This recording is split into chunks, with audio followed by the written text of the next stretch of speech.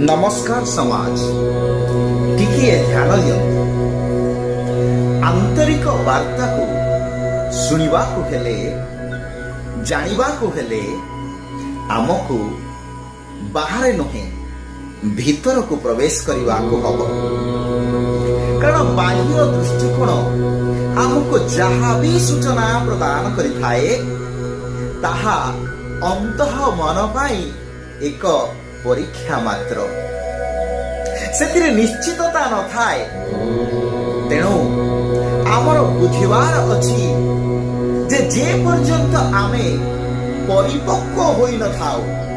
से पर्यंत निश्चितता आसी न थाए एवं प्रकृत सत्यता को आमे अनुभव करि न थाउ तेणु कौन भी परिस्थिति को नहीं अभियोग करंतु नाही बरं अनुभव करिबा शिखंतु।